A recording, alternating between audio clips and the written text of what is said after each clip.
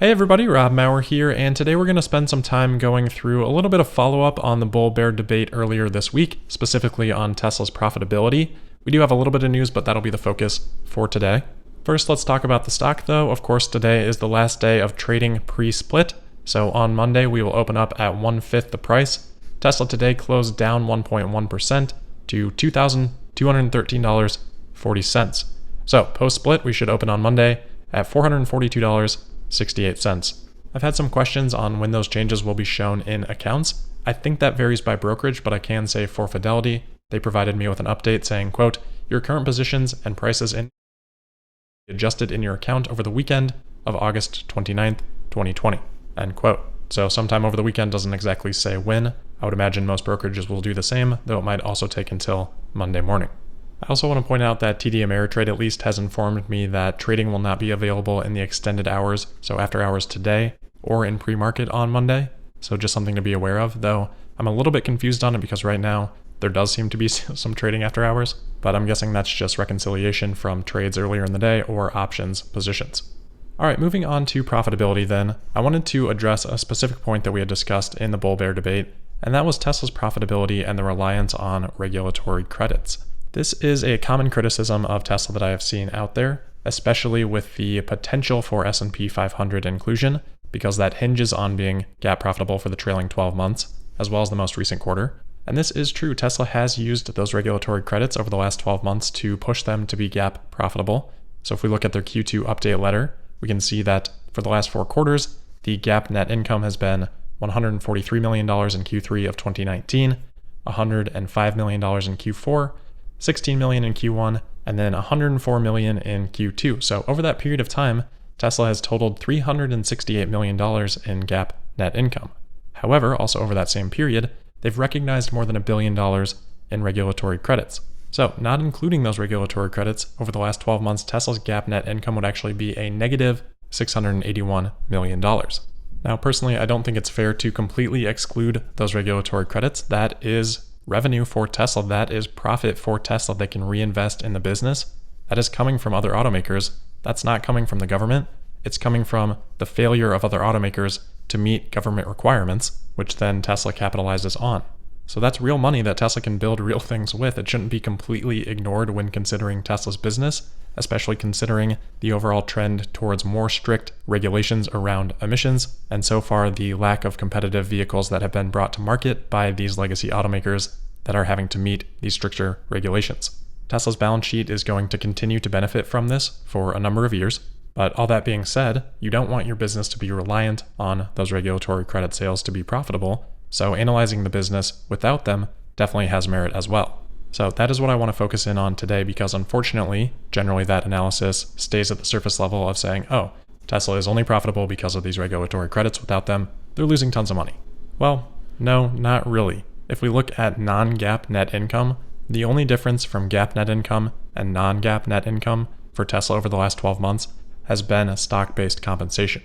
Stock-based compensation accounts for stock that is given to executives or employees in addition to their salary. That is not a cash cost for Tesla. That's why you add back in stock-based compensation on the statement of cash flows, but it does hit as an expense for Tesla on the income statement. Now, by no means am I saying that stock-based compensation should not be accounted for. It absolutely should be. But if the statement is quote unquote, Tesla is losing money, no, they are not. They are not losing money. Stock-based compensation adds outstanding shares, so it does dilute shareholders. That's why it needs to be accounted for. That matters. But that non-GAAP net income number over the last 12 months is about $1.4 billion. So even if we factor out the roughly $1 billion in regulatory credits, Tesla's non-GAAP net income over the last 12 months is $357 million. So if somebody tells you that Tesla is losing money, or that they're losing money on every car sold, which is such a ridiculous argument, even when Tesla was not non-GAAP profitable, you can tell them that no, that is not correct. Furthermore, even if you don't want to consider the impacts of stock-based compensation and you say that, okay, well, GAAP is how it should be accounted for, I'm not going to argue with you on that, but there are still other factors that need to be considered. So the big one here that I want to look at is Tesla's interest expense. As we know, Tesla carries some debt. They have raised debt to fund their growth, which can enable this 50% plus compound annual growth rate that we have seen from Tesla historically, and that they aspire to continue to achieve in the future. If we again look at Tesla's Q2 update, we go to page 22 and we look at the balance sheet.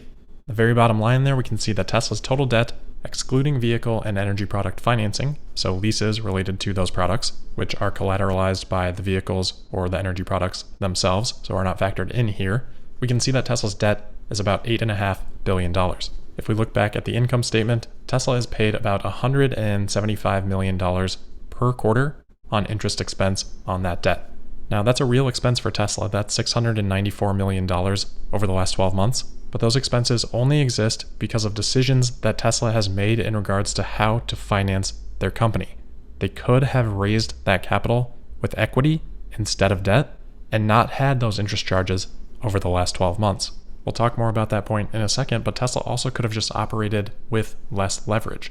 At the end of Q2, their cash on hand was $8.6 billion, and again, the debt was about $8.5 billion. So obviously Tesla needs some working capital. They can't operate with $100 of cash at the end of the quarter, for example, but they also don't really need $8.6 billion, I don't think. So they probably could have paid down some debt, lowering those interest expenses, which, as I just said, would have then improved profitability. Even if we set that option aside and we say, okay, well, $8.5 billion is the amount of cash Tesla needs. Well, even if we go back a year ago, Tesla's market cap at that point in time was about $40 billion. So theoretically, they could have just raised capital at a $40 billion valuation. They could have raised $8 billion for about 20% dilution. That would be a big raise, obviously. But let's just pretend for a second that Tesla had decided to do that. Then they wouldn't have had any interest expense over the last 12 months, and their profitability would have been much improved simply from not carrying that debt. That would have added the $694 million right to GAAP net income. That addition would have put GAAP net income over $1 billion over the last 12 months. To be precise, it would have been $1.062 billion.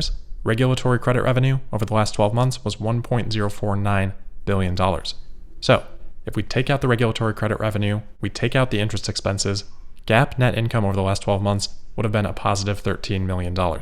The only reason Tesla didn't show a profit over that period of time was the interest expenses on that debt, which Tesla could have eliminated if they had chosen to do so. Obviously, that would have been a terrible decision. They would have had 20% more outstanding shares, meaning each share would be worth a lot less today at the market cap that we're at today than it would have otherwise. It makes a lot more sense to just pay that 4% interest rate on the debt, even though that does then impact your profitability numbers.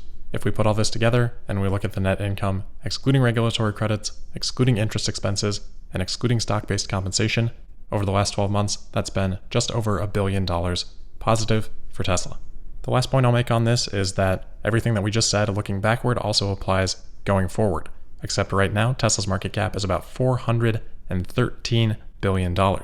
If Tesla wanted to erase their debt right now, they could do that, raise $8.5 billion, except now that would only be 2% dilution. $8.5 billion for 2% dilution. That's some of the power that the high stock price gives Tesla. Now, do I think they should do that? No. If they need to raise capital for other reasons, maybe they should. But to do so, just to retire low interest debt, doesn't make a lot of sense if you believe that there's any upside in the stock from here. Anyway, I hope that's helpful when we consider Tesla's financial position. If people want to start excluding things like regulatory credits, I think it's important to have that more robust conversation about what exactly is going into these numbers and the reasons why. I always talk about how it's difficult for high growth companies to show profitability. This is part of that, and there are so many other reasons that we haven't even discussed in this conversation, like depreciation, in Tesla's case, warranties, the list goes on and on. Anyway, moving on from the financials, the last thing here is an update on charging infrastructure in California. Yesterday, the California Public Utilities Commission announced a $437 million budget to be utilized by Southern California Edison to bring about 38,000 new charging ports to California. The announcement says, quote, 50% of all the investment must take place in disadvantaged communities and 30% in multi-unit dwellings, significantly increasing access to transportation electrification for customers that face high barriers to EV adoption, end quote. So nice to see those investments, and I do like that it seems to be focused on more of residential type of charging, especially with that multi-unit dwelling mention, because even though probably the bigger charging need is for longer road trips, it just doesn't seem like those installations have been as competitive with something like a supercharger network. But for residential charging, it doesn't really need to be to make it a good investment. So some good news there, although the original ask from Southern California Edison was for about $760 million versus the $437 million that was granted. All right, that'll do it for today and for the week. Thank you all for a very engaging week. I appreciate all the new subscribers this week and everybody that's been liking the videos or commenting. All that stuff really does make a difference, so I appreciate it. Have an awesome weekend. I'll see you guys on Monday for the August 31st episode of Tesla Daily. In the meantime, don't forget to follow me on Twitter at Tesla Podcast. I'll see you soon. Thank you.